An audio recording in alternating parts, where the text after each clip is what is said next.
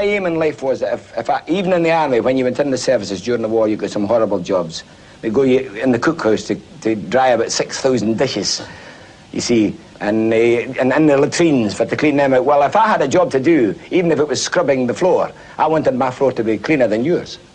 Now, if everybody thinks along these lines and does all the small jobs to the best of their ability, that's honesty, then the world will be better, and football will be better. So what we want is hard work, and no football club is ever successful without hard work. The greatest motivator I've met in my life. He made you feel like you were the best player in the world. Made you and the team seem invincible. He had a power of oratory that politicians would die for. He was absolutely brilliant. You know, I don't think you'll get another man like him.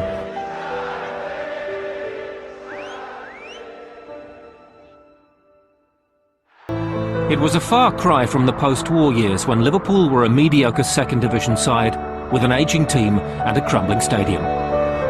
In 1959, one man's arrival would transform the club and the English game forever. I honestly believe that if Bill Shankly hadn't come to Liverpool, you wouldn't have seen Liverpool with the European Cups and leagues, FA Cups, because, you know, he just took everything by storm.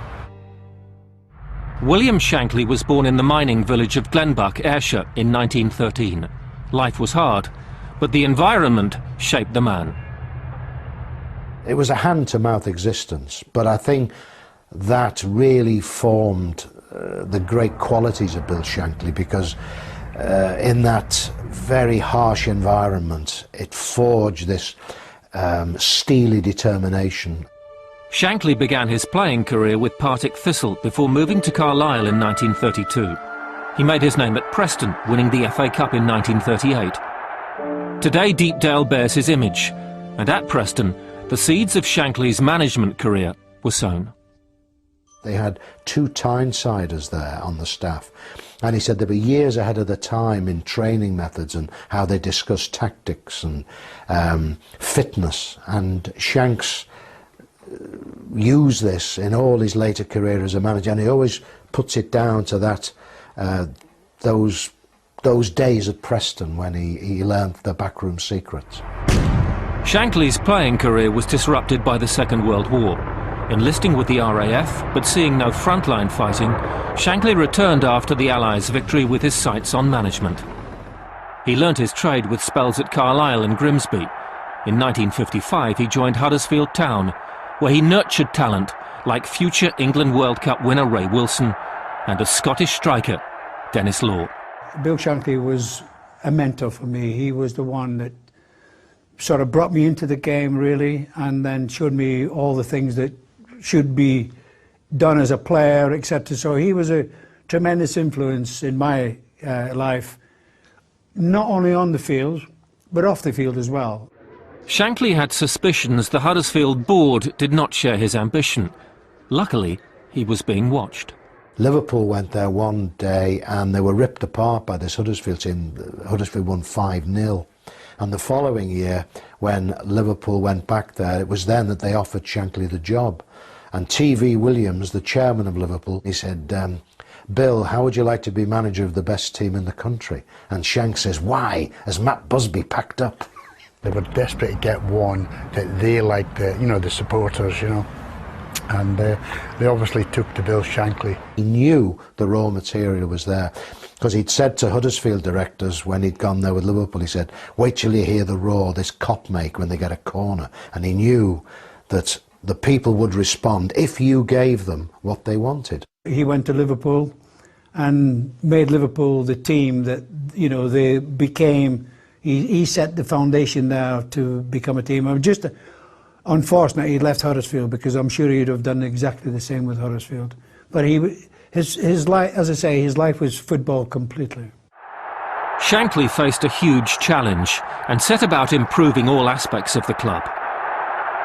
Within 18 months he'd released 24 players, bringing through striker Roger Hunt and a young winger who would go on to break the record for the number of Liverpool appearances, 17-year-old Ian Callaghan. You'd be messing around in the corridors, you know, some of the younger lads, and he'd come out of his office and, you know, straight away you'd all right, boss, yeah, and you'd stop what you were doing, you know. It was like a respect, you know, sort of a little bit scared of him, really. In addition to promoting from within, Shankly was not afraid to spend the club's money. Ian St John came in to partner Hunt, but arguably Shankly's key signing was centre-half Ron Yates. He said, yes, he says, we're in the first division, son. He said, and we're going to do well when we sign you, and we've signed Ian St John. So I thought, great, you know, continued. And I thought, I've just read in the paper that in the second division, I says, we are at the moment. He says, but when we sign you, he says, we'll be in the first division next season. Now, what can you say about that, you know? I spoke to the pros who were there before me, and they sort of said training had changed, and you know, they did everything with the ball since Mr. Shankly arrived. So you got the feeling that, you know, things were happening, and you know, things were on the up. Promotion was secured with the second division title in 1962. And 2 years later, Liverpool won the league championship for the first time since 1947. You didn't realise it was going to be so quick, you know, how quickly it was that, you know, they went from a second division team to you know, league champions, first division league champions. Shankly had achieved more than many thought possible in a very short space of time. But he had no doubt that Liverpool could go on to be much bigger and better, as long as everyone thought his way and pulled together for the Liverpool cause. Well, I'm hard on people that need to be hard on. For people who don't need to be hard on, I'm the very opposite. So there's a balance, as you say. I mean, I think that if a man needs, who's playing in front of the public, is being well paid, and he doesn't dedicate himself to the job, I would be hard on him. If I could, I'd put him in jail. Out the road, society, because it's a menace. If the club was improving in all areas, Shankly wanted more, to intimidate. The master of psychology made one very significant change. In came the famous all-red strip. I was the dummy who had to try it on. You know, we were going to training, and he said, Ron, he said, before we go to training, I want you to put on a new kit. It's in the dressing room. So bloody hell, I really liked it. And he went, that's it. He says, we're going to play in all red. He says, you, when you were running over there, looked like a colossus coming towards us. That's it. We're all in red. Bob, getting back for training. It was the start of Liverpool's most successful period to date, but Shankly was desperate for more silverware. In 73 years, Liverpool had never won the FA Cup. In 1965, they faced Leeds United in the final.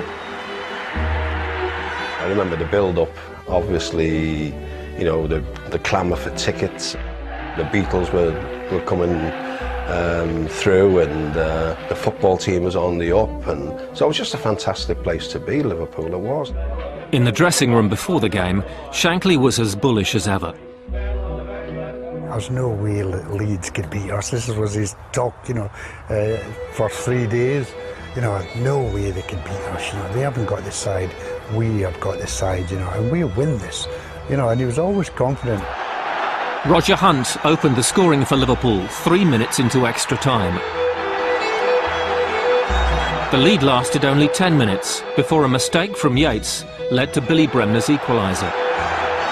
But another of Shankly's key signings would head the winner. Ian St John scoring with less than 10 minutes remaining. Liverpool won 2-1. It was the first time the Queen had gone to Wembley to give out any cup. So, you know, to be first to pick out from the Queen was a big moment for me. It was probably a bigger moment for Liverpool Football Club.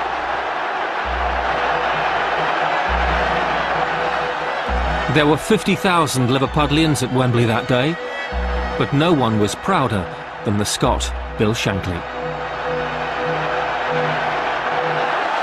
He was beside himself. He was just... Because, you see, he'd done what no Liverpool manager had ever done. I couldn't believe the crowds in Liverpool when we come back with it, you know, after the game. It was just I didn't think Liverpool had that many people in it. You know, they were out of windows, out of doors, a lot. When you think he'd only come little more than 5 years earlier, and there they were, they'd not only won the league championship, now they'd won the FA Cup as well. He'd taken them into Europe. It was just amazing. The scenes of jubilation were astonishing, but the season was far from over. The European Cup had never been won by a British team. Shankly was convinced Liverpool could be the first. The two-legged semi-final brought Inter Milan to Anfield. Probably the greatest night of my career at Liverpool, I think, you know, for atmosphere. Goals from Hunt, Callaghan and St John saw Liverpool run out comfortable 3-1 winners over the European champions. In Italy, however, it was a very different story. Shankly's suspicion of all things foreign began well before kick-off. We stayed on Lake Como. Next door to the hotel was a church. Every hour the bell went. Bill Shankly thought, well, this is going to go right through the night. Him and Bob went to see the priest and tried to get this bell stopped, which had been going for hundreds and hundreds of years. It was just like a war, you know, like the Battle of the Bulge. We were in the centre of it. I've never known atmosphere like that, you know. It was like hatred, it really was. The first goal against us was an indirect free kick, which he put his hand up for. Corsa chipped the ball into the net and he gave a goal. What Tommy Rons picks the ball up, he's going to... and the fella kicked it. When he did that to bounce it, he kicked it out into the net, 2-0. But I was told before the game that no matter what happened, we wouldn't win. The way things happened, it was heartbreaking, I must admit. He was very, very suspicious of foreigners. Foreigners, he says, that are a load of thieves, rogues and vagabonds living in their wits in the gutter. Because don't forget, Shankly operated when the Cold War was still on, the Iron Curtain was still up, and somebody told him that when they went behind the Iron Curtain, he would be bugged. What they do is they put them in the light. So he used to, when he checked into a hotel, he'd stand on a chair and shout at the light, "I know you're in there, you Russian so-and-so." And he used to shout, he said, so that'd make them deaf. If Shankly loved competing in Europe, his priority never changed. The main thing in our bread and butter is this. And that's what we want to win all the time. Never mind Europe. I'm glad we're in Europe. It's been a great thing for Liverpool, great thing for the country. But this is our bread and butter. And this is the one that we want.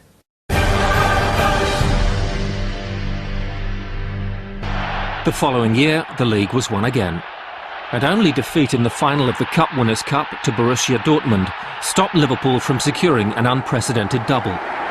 The fans now regarded Bill Shankly as a god. He'd go down to the Kop, go onto the field, down to the Kop, right in front of the penalty area and go like that, you know, and I'll tell you what, they loved him. Loved him. He was an iconic figure. I mean, he was idolised, revered. I headed a few out of the Cup end, you know. Yeah. It was going into the net. I thought, Christ, I'll get down there. And well, and this is true. I mean, a manager who's a manager, and his players are honest with him, and he's honest with them. He can transmit his thoughts to them. And I'm certain I've headed some balls that were going into the net. I've kept them out. Yeah. And I've scored a few goals as well. Yeah. So that I've willed somebody to do something, and I've done it. The 1966 League Championship was Liverpool's last trophy for 7 years. Shankly stayed loyal to an ageing group of players, and the club paid the price. It was only after the Watford debacle, when Watford, from the depths of the second division, knocked them out of the FA Cup, that Shankly realised this team had to be broken up. But Bob Paisley reckoned he should really have been more ruthless and done it a bit earlier, because the players were getting past their best. Finally, Shankly set about rebuilding. Out went the likes of Yates, Hunt and St John. In came John Toshak, Ray Clements, and a young Liverpudlian, 17-year-old Phil Thompson. You were in awe of the man, absolutely in awe. But to meet him was just as thrilling. You know, you just listen to that voice. You know, there was just something special about it. You know, signing for Liverpool at the age of 15, apprenticeship till 17, you know, that was just fantastic. For me, 2 years doing that, I'd have died happy. It wasn't about money, it was about playing for Liverpool Football Club and how much he knew about Liverpool Football Club. Before we even sat down for a contract, he made sure he took me around everywhere around Anfield, took me down to the training ground and showed me the training facilities, just to impress on me how good this football club was and how great it could be. It was ready to become a powerhouse because Shanks had everybody believing in it. Shanks was one of those characters to the press and everybody else that he was making, and he was drumming it into pressmen how good we were. We went to the 71 Cup final in the first instance. That was the first sight of glory we'd had with the new side. But probably it was just a little bit early for us. We had a lot of young players in there who Shanks has brought in to make his new team as such. And but we gained confidence from actually being a young team and getting to that cup final, and it just built from there. After losing the FA Cup final to Arsenal, Shankly stood on the steps of St George's Hall with this incredible crowd, and he said, "Yesterday we lost a battle, but we did not lose the war." Since I come here to Liverpool and to Anfield, I have drummed it into our players time and again that they are privileged to play for you.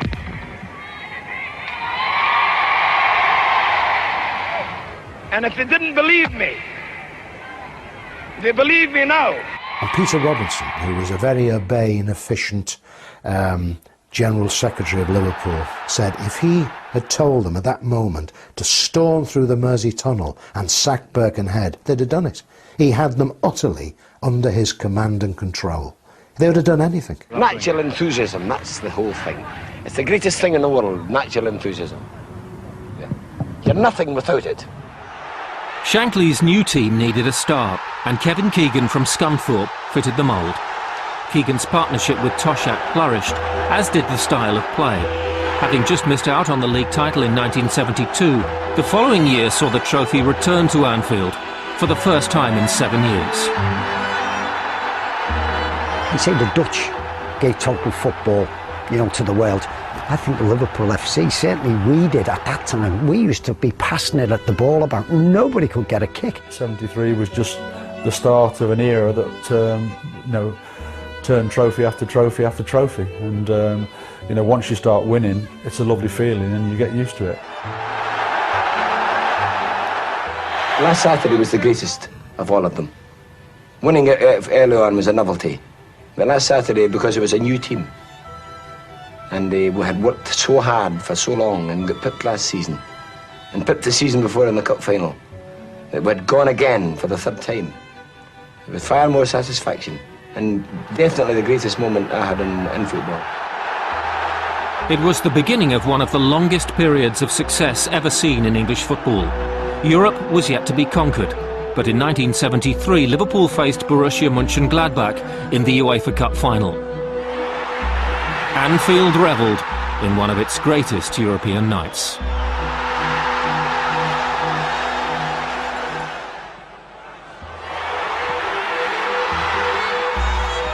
We won the game quite comfortably, 3-0.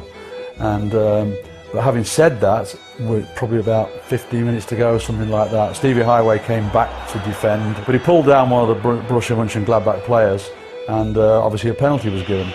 Jupp Heynckes, the German striker, took it, and I managed to save it. That penalty save proved crucial. Liverpool fell behind at 2-0 in the second leg. But the Reds held on, and Bill Shankly had achieved his dream to become the first Liverpool manager to win a European trophy.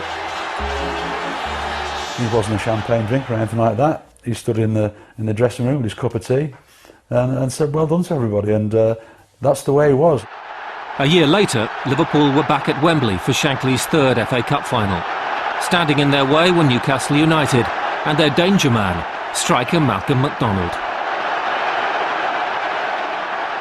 Malcolm McDonald, the Newcastle centre forward, was in the papers virtually every day saying what he was going to do and what Newcastle were going to do to us. He was shouting the odds of what he was going to do and how he was going to sort of tear Liverpool apart, particularly Edmund Hughes and Phil Thompson. Of course, Shank's team talk beforehand is, I don't really need to speak, you've seen the papers, let's just go out and prove them wrong.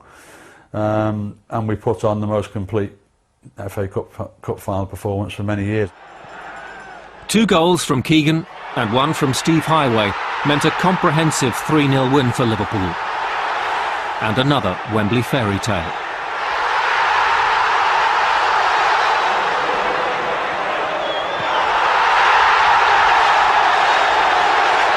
Shankly had now won 3 league titles, 2 FA Cups and a UEFA Cup. He had also built a young, hungry team desperate for success. The future looked bright for Liverpool. But just 2 months after that Wembley triumph, the club was rocked to its very core. It is with great regret that Mr. Shankly has intimated that he wishes to retire from active participation in league football. I couldn't believe it, absolutely couldn't believe it. It was like morning, you thought you died, I'll tell you. You know, the supporters couldn't believe it. I swear it's the truth. Honestly, I'm not joking, really. Having a son? Nah, I don't believe that. Oh, you're gonna have me crying. You're having me on, aren't you? No, I'm not having you. I've just been to Anfield, honest. You said?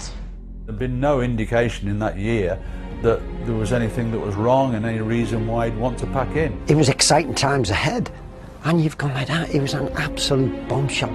Liverpool had a ready-made replacement, but even Bob Paisley urged Shankly to reconsider.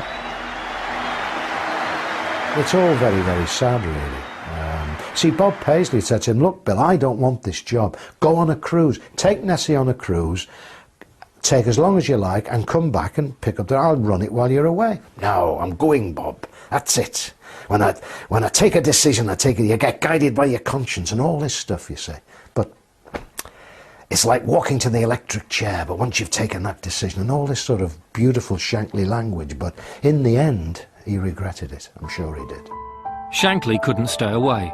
He would turn up to training, upsetting Paisley, whose players kept calling Shankly boss. It was a difficult time. He needed football for starters. He used to go to Wrexham, he'd go to the Everton training ground and play table tennis with Sid McGuinness, the groundsman. I think he realised very soon it was a drug, and he could not do without the drug of football. Under Paisley, Liverpool went on to enjoy a level of dominance never before seen in the English game. His predecessor gradually withdrew from public life, and in September 1981, just 7 years after his resignation, Bill Shankly suffered a fatal heart attack. His final wish? That his ashes would be scattered over his beloved Anfield. At the Kop end, in the net, behind the goals, there's a casket a foot down, and all the rest of the ground around the Kop end's all sprayed with ashes. So the place is it's a shrine, really. It's a sacred place. Success can be measured in many ways. Bill Shankly may not have won as many trophies as some managers, but his legacy is huge. In 1982, the Shankly Gates were opened outside Anfield by Bill's widow, Nessie, a permanent tribute to the man who'd done so much for the club.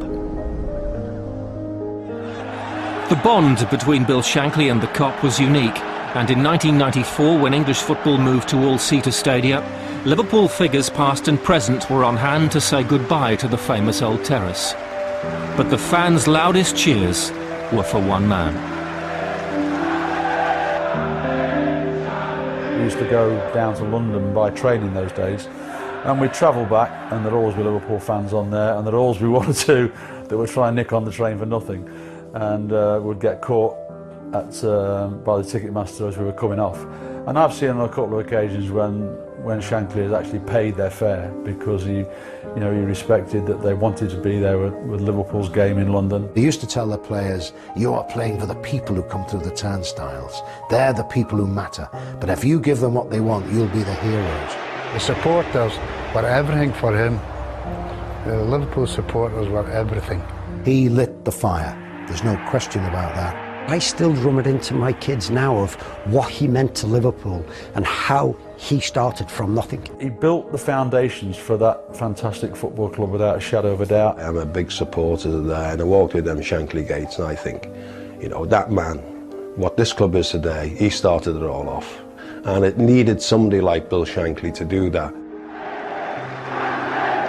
I'm just one of the people that stands in the cup. They think the same as I do, and I think the same as they do.